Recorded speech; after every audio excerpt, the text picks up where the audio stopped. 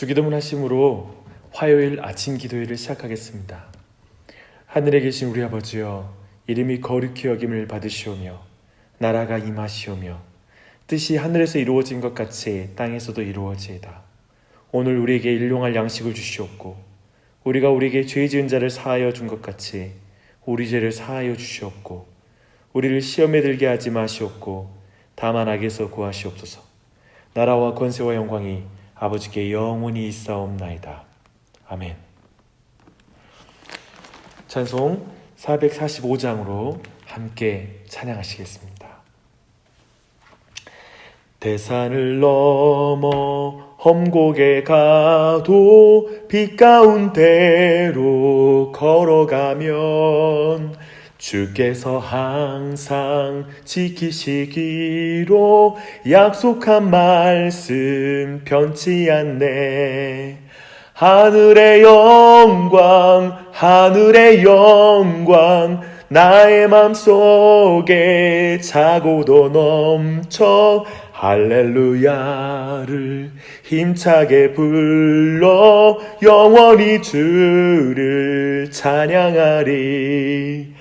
캄캄한 밤에 다닐지라도 주께서 나의 길 되시고 나에게 밝은 빛이 되시니 길 잃어버릴 염려 없네.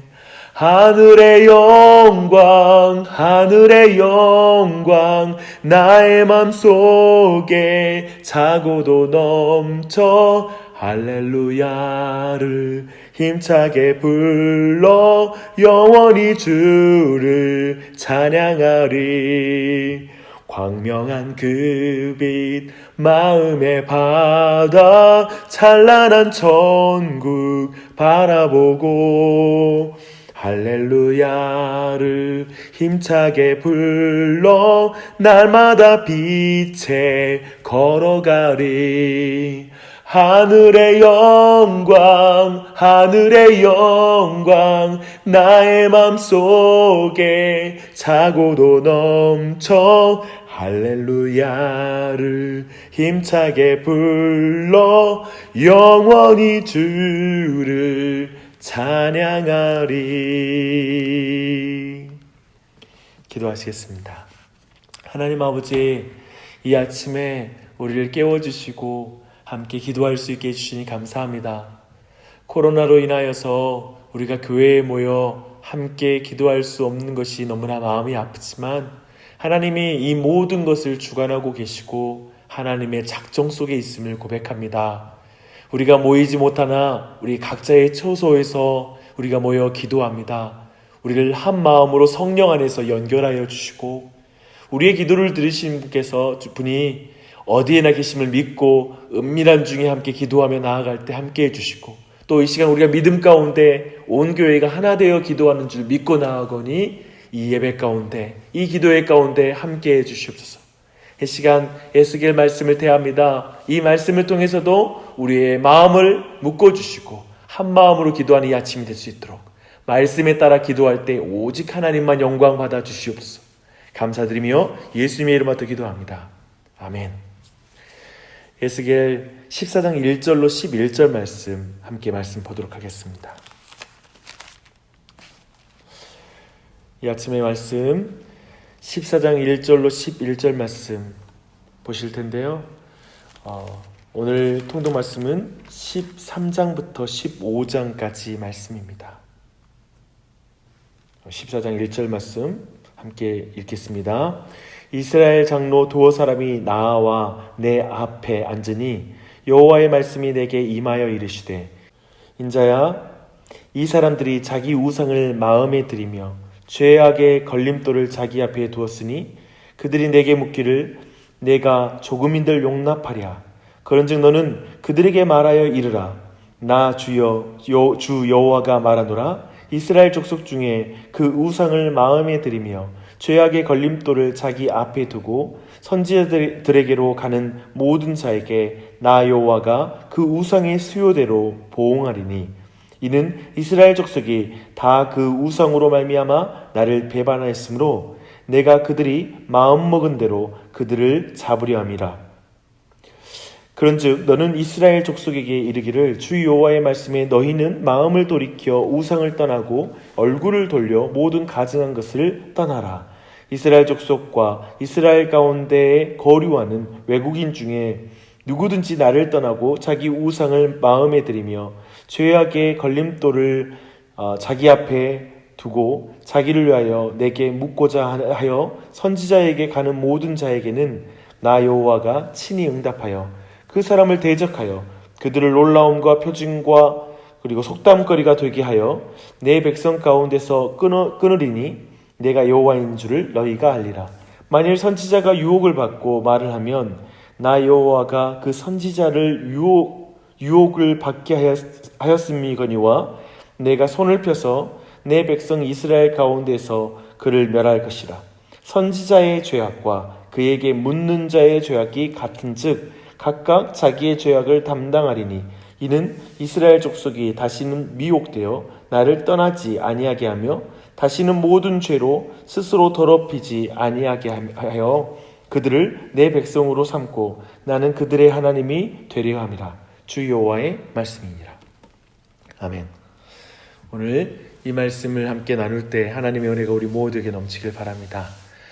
예스겔의 이름의 뜻은 하나님께서 그를 강하게 하시기를 혹은 하나님께서 강하게 하신다입니다. 우리는 이 이름의 의미가 그의 인생에서 어떻게 현실이 되는지를 우리는 예스겔서를 통해서 확인할 수 있습니다.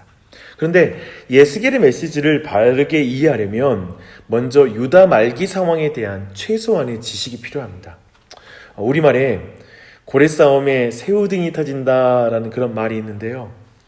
유다는 정통적 강국 애굽과 신흥 강국 바벨론 사이에서 줄타기를 했습니다. 새우 형편이었죠. 예레미야를 통해서 하나님은 바벨론의 통치를 순순히 받아들이라는 말씀이 그 당시에 선포됐었는데요. 사실상 경건한 요시야 왕 외에 다른 왕들은 친애굽 정책을 펼쳤습니다. 그러나 하나님의 말씀대로 바벨론은 갈그미스에서 애굽의 결정타를 날리고 유다에서 일부 귀족들을 바벨론으로 벌모로 잡아갑니다. 이때 다니엘과 세 친구들도 붙잡혀 가는데요. 이것을 제1차 바벨론 포로라고 말합니다. 이때 바벨론이 세운 왕이 여호야김이라는 왕을 세우는데요. 그는 다시 반바벨론 반란을 주전 597년에 일으킵니다. 이때 느부갓네살은 다시 예루살렘을 공격해서 결국 굴복시키고 대규모의 포로를 잡아갑니다. 이때 여호야긴 왕과 함께 25세의 수습 제사장이었던 에스겔이 바벨론으로 끌려가게 되는데요. 그리고 나서 5년이 지났을 때 지금의 이라크에 위치한 그발 강가에 있을 때 하나님의 말씀이 임하고 환상을 봅니다. 그렇다면 이 시기는 이제 예루살렘 성이 완전히 멸망했을 때가 587년이니까요. 지금 앞으로 5년 후에 예루살렘 성이 완전히 멸망할 거예요. 그래서 지금 중간 지점쯤에 있는 것이죠. 상상해 보십시오. 예루살렘의 멸망과 함께 혹독한 죽음과 공포를 경험했고 이제 바벨론으로 잡혀온 유다인들은 처음에는 경황이 없었을 것입니다. 곧 돌아갈 것이라는 희망을 품었을지 모르죠. 오늘 말씀에서 살펴보겠지만 아마 이때의 거짓 선지자들은 희망으로 그들을 고문했을 것입니다. 곧 돌아갈 거야 이런 식으로 말입니다. 그들은 하나님이 계신 예루살렘으로 돌아가길 기대했을 것입니다. 그런데 에스겔은 포로로 끌려온 그곳에서 마차를 타고 보좌 위에 앉으신 하나님을 환상 가운데 봅니다. 그곳에서 여호와의 말씀을 들은 것입니다. 그것이 에스겔과 포로로 끌려간 백성들을 얼마나 강하게 했을까요? 제 신앙의 여정에도 이런 때가 있었습니다. 하나님으로부터 너무 멀리 떠나서 도저히 회복할 수 없을 것 같은 침체를 경험했습니다. 하나님께 돌아가는 것이 불가능해 보일 때도 있었습니다. 그런데 내가 돌아가야 하나님을 만날 수 있는 것이 아니라 바로 그곳에 계신 하나님을 만나고 얼마나 감격했는지 모릅니다. 참으로 에스겔은 이름처럼 그 백성을 강하게 하는 메시지를 지금 전하고 있는 것이죠. 그렇게 이 에스겔을 볼 때에 포로로 끌려간 이스라엘 백성의 위치에서 들으면 그 말씀의 의미를 우리가 더 잘 이해할 수 있습니다. 1장부터 11장까지 에스겔은 하나님과 언약을 깨뜨린 이스라엘 백성의 죄를 고발하고 또 회개하지 않으면 심판이 임할 것을 경고합니다. 그러나 이스라엘 백성의 마음은 너무나 굳었기 때문에 아무도 하나님의 말씀을 듣지 않습니다. 그래서 8장에 보면 기가 막힌 일이 일어납니다. 하나님이 매를 때리니 그들은 잘못했다고 회개하는 것이 아니라 여호와께서 이 땅과 자신들을 버렸다라고 말합니다. 그리고 여인들은 성전 북문의 담무스라는 신상 앞에서 울고 불면서 살려달라고 말하고 있습니다. 다른 신에게 찾아간 것이죠. 결국 10장을 보니까요, 에스겔이 그발강에서 보았던 것과 같은 마차와 보좌에 앉으신 하나님이 성전과 예루살렘을 떠난 환상이 나옵니다. 사랑하는 여러분, 지금 이 예언의 말씀을 처음 듣는 포로들을 생각해 보십시오. 말씀 속에서 그들 자신을 보지 않았을까요? 왜 바벨론까지 끌려왔는지 11장까지 내용을 보면서 정말 그것을 보았을 것입니다. 그들이 하나님과 언약을 깨뜨렸고 그들이 하나님이 자신을 버렸다고 원망하고 그리고 헛된 신을 계속 의지하며 기도했던 자신들의 모습이 보였을 것입니다. 그러나 예루살렘을 떠난 그 하나님이 지금 그들이 사는 그발강에 나타났다는 말씀을 들었을 때 그들이 얼마나 감격했겠습니까? 특별히 5년이라는 세월이 지났어요. 그 세월을 패배주의에 빠져서 바벨론에서 지냈을 에스겔과 유다인들에게 분명 그 환상은 놀라운 각성이 되었을 것입니다. 이런 큰 맥락을 기억하고 오늘 말씀을 우리가 함께 보았으면 좋겠습니다. 말씀은 하나의 포인트만 제가 살피겠습니다. 14장 10절을 한번 보겠습니다. 이 말씀은 크게 보면 13장까지 전체를 요약하는 말씀입니다. 선지자의 죄악과 그에게 묻는 자의 죄악이 같은즉 각각 자기의 죄악을 담당하리니. 하나님은 이스라엘 백성이 마음에 하나님보다 더 사랑하는 우상을 두고 살아가는 일에 있어서 선지자들에게 죄악이 있다고 말합니다. 그 선지자들이 어떤 악을 저지른 것일까요? 13장 2절을 보니까요, 그들은 자기 마음대로 예언한 자들이었습니다. 그리고 그들의 주요한 특징이 뭐냐면요, 오직 백성이 듣고 싶어하는 말만 한다는 것입니다. 10절을 보니까 평강이 없어도 사람들이 원하면 평강이 있다라고 약속해 주고 있습니다. 17절을 보니까요, 이런 거짓 선지자들 중에는 여성들도 있었는데요, 그들은 부적을 걸고 다니며 그것을 팔았습니다. 오늘날에 점쟁이처럼 행동한 것입니다. 주 안에 사랑하는 여러분, 말씀을 준비하는데 2주 전에 디모데후서 4장에서 다뤘던 주제가 오늘 본문에서 반복되는 것을 발견할 수 있었습니다.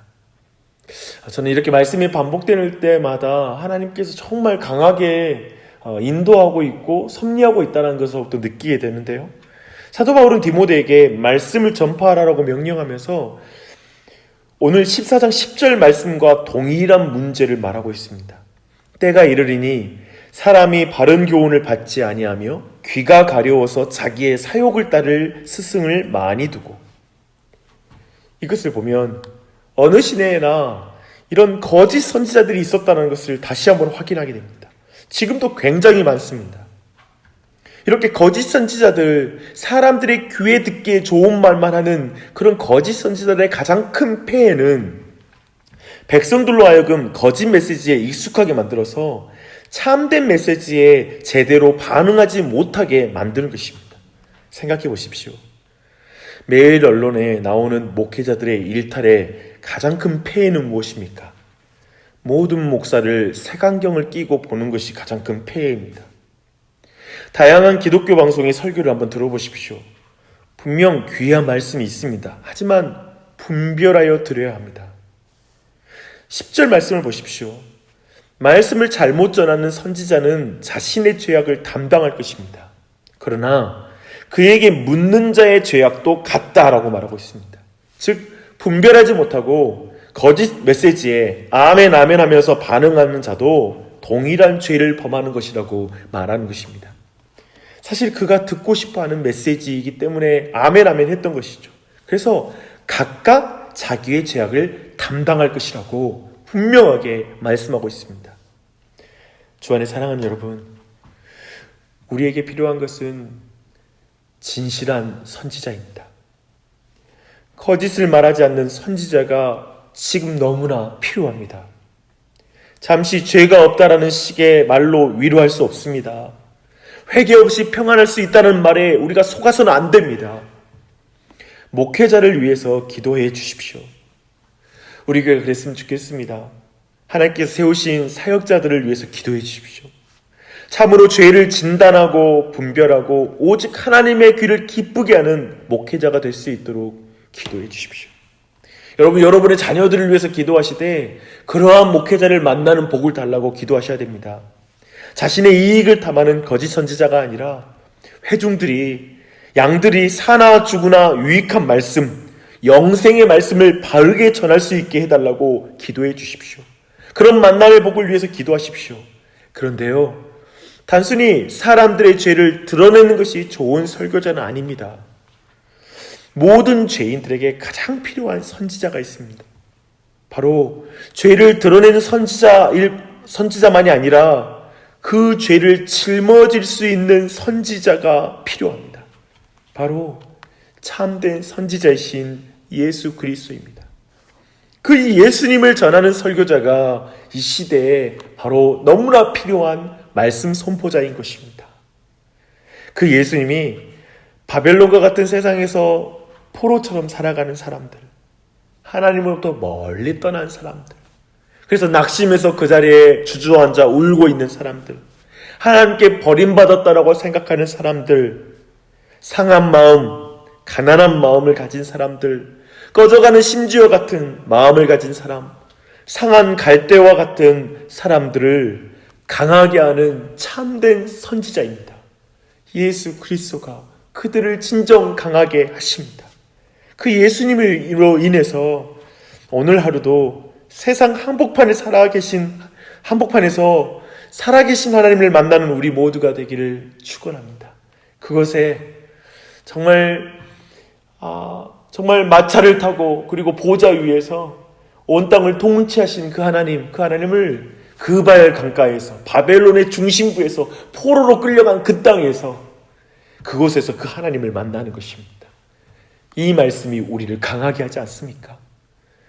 우리가 너무나 약해 보일지 모르지만 참으로 성령 하나님이 우리를 위해서 말할 수 없는 탄식으로 친히 기도해 주고 계시니, 삼위일체 하나님이 우리를 위하시니, 정말 하나님께서 우리를 택하시고 부르시고 거룩하게 하시고 영화롭게 하실 것이니, 성자 예수님께서 우리를 위하시니 그 세상 속에서 담대하고 힘있게 살아가는 우리 온 교우님들 되시길 예수님의 이름으로 축원합니다. 그분 붙잡고 기도하는 이 아침이 되시기를 바랍니다.